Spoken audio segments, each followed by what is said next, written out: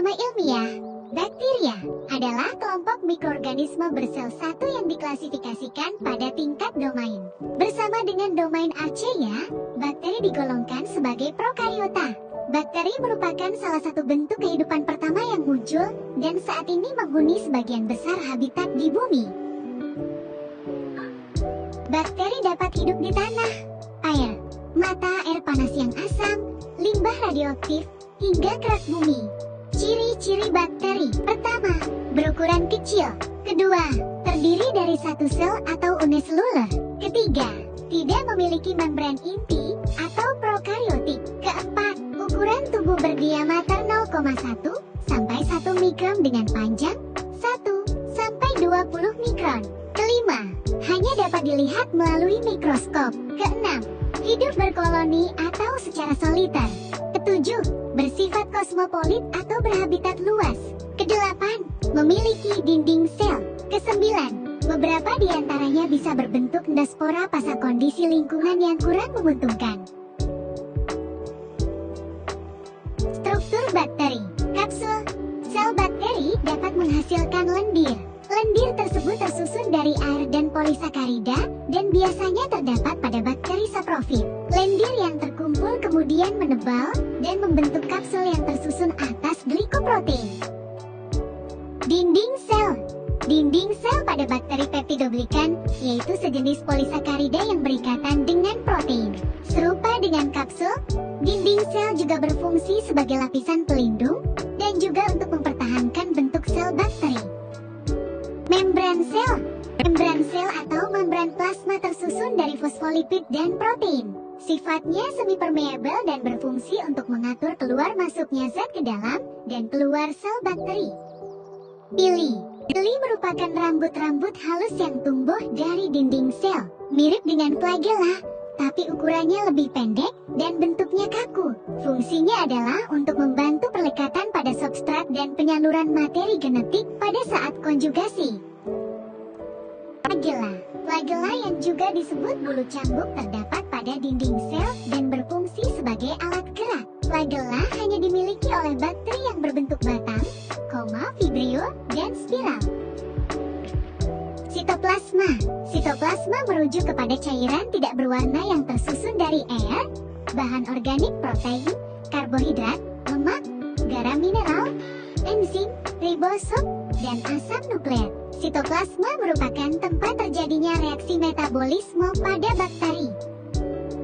Ribosom. Ribosom adalah organel kecil yang berfungsi sebagai tempat terjadinya sintesis protein. Nukleoid. Nukleoid adalah nukleus semu tempat berkumpulnya DNA kromosomal bakteri. Plasmid. Plasmid berfungsi dalam rekayasa genetika sebagai vektor yang membawa gen asing yang ingin disisipkan pada bakteri. Klasifikasi bakteri berdasarkan cara mendapatkan makanannya. Pertama, bakteri autotrof. Bakteri autotrof adalah bakteri yang dapat membuat bahan organik dari bahan-bahan anorganik.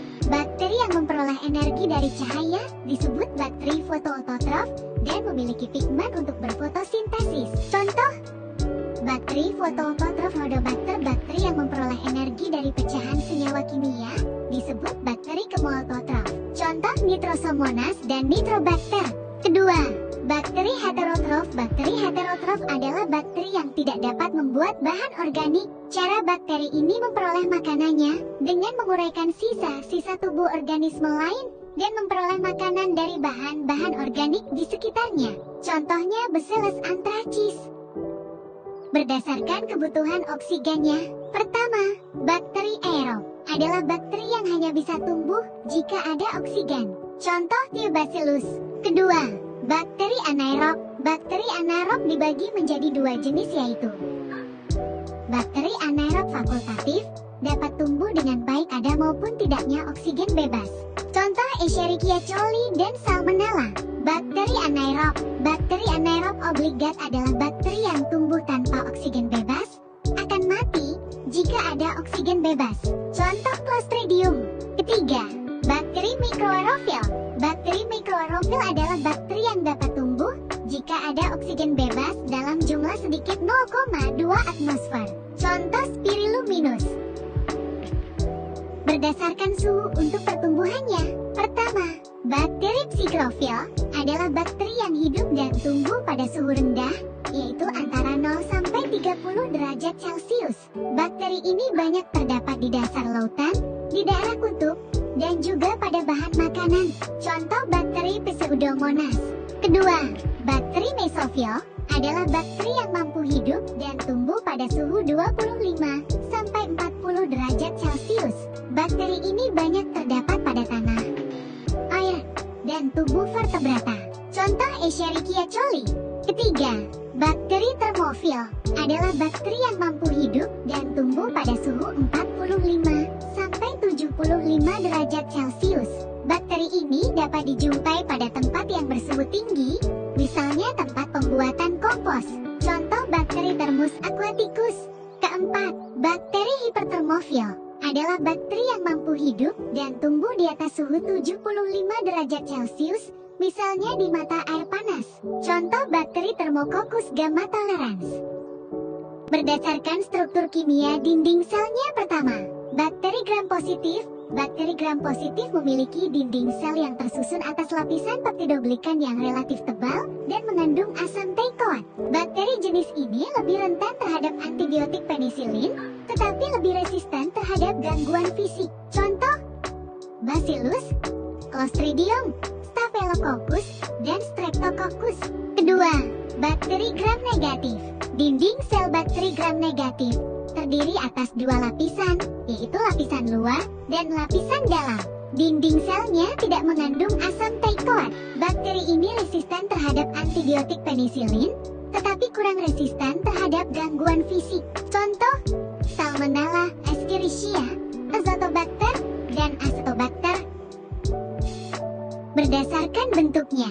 Pertama, kokus merupakan bakteri yang berbentuk bulat seperti bola dan mempunyai beberapa variasi, yaitu Micrococcus, kecil dan tunggal, Diplococcus, berganda dua-dua, Tetracoccus, bergandengan 4 dan membentuk bujur sangkar, Sarcina, berkelompok untuk membentuk kubus, Staphylococcus, bergerombol, Streptococcus, bergandengan membentuk rantai. Kedua, Bacil atau Bacillus merupakan kelompok bakteri yang memiliki bentuk batang atau silinder dan mempunyai variasi sebagai berikut.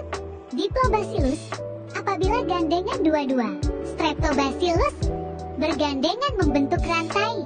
Ketiga, Spiril atau Spirillum merupakan bakteri yang berbentuk lengkung dan mempunyai variasi sebagai berikut. Vibrio bentuk koma apabila lengkung kurang dari setengah lingkaran. Spiral apabila lengkung lebih dari setengah lingkaran. Peran bakteri bagi lingkungan. Peran bakteri bagi lingkungan salah satunya adalah sebagai dekomposer yang menguraikan bangkai dan sampah, penghasil biopestisida Bacillus thuringiensis, membantu fiksasi nitrogen, dan membantu meningkatkan kesuburan tanah. Peran bakteri bagi kehidupan kita. Bakteri baik membantu tubuh manusia mencerna makanan dan menyerap nutrisi. Tak hanya itu, peran mereka juga penting menghasilkan beberapa vitamin di saluran usus, misalnya asam folat, niacin, dan vitamin B6 dan B12. Manfaat bakteri baik bagi tubuh. 1. Membantu mencerna ASI. 2. Mencerna serat. 3. Mengatur kekebalan tubuh. 4. Mengontrol kesehatan otak.